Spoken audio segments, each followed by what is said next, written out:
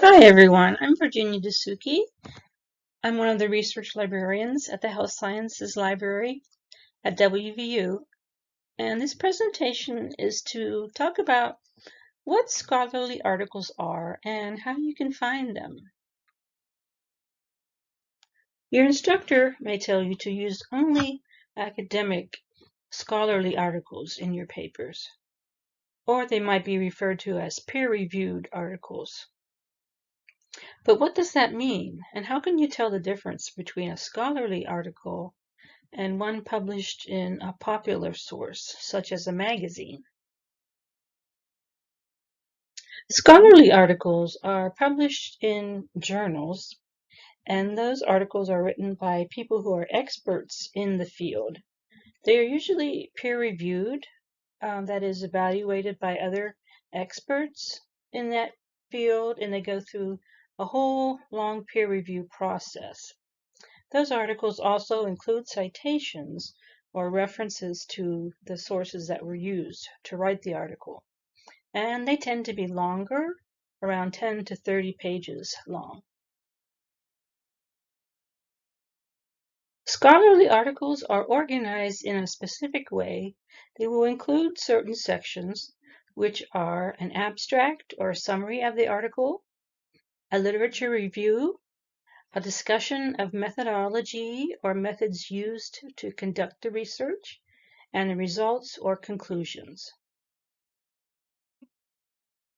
So let's talk a bit more about what is a journal. A journal is a publication containing articles that are scholarly in nature, written by researchers and experts. They focus on a specific discipline or field. They are intended for an academic or technical audience and not general readers.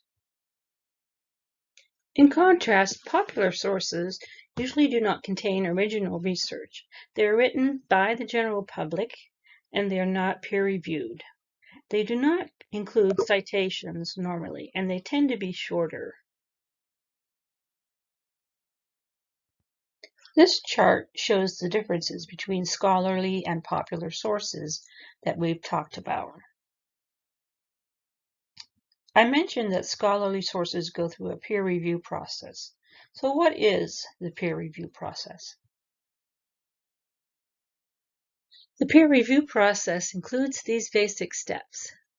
The researcher writes an article and submits it to the editor of a journal. The editor decides if the paper is good enough to be considered for publication and sends it to a group of reviewers who are usually researchers in that area. The reviewers consider the article, and if there is anything they think is left out or any gaps, and they make a recommendation to the editor.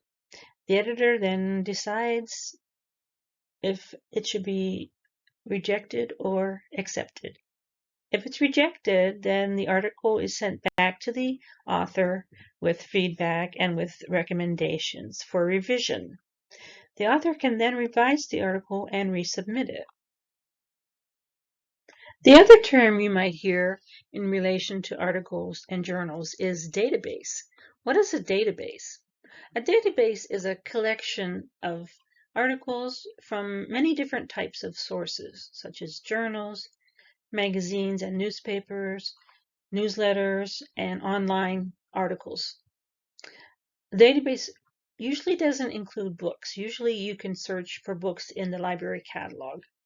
Databases can be just on one subject, or they can cover a number of different subjects, and they often have access to the full text of the articles. Some have full text and some have only the abstract and citation. You will find a separate tab for databases on the library's homepage. There are lists of databases by subject and by title. Another part of your paper that you need to include is the bibliography. What is the bibliography? A bibliography is a list of works that you use to write the paper. It can also be called works cited, references, or reference list.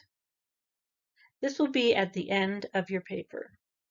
and the instructor will tell you what format that you need to follow for your citations, such as APA or MLA.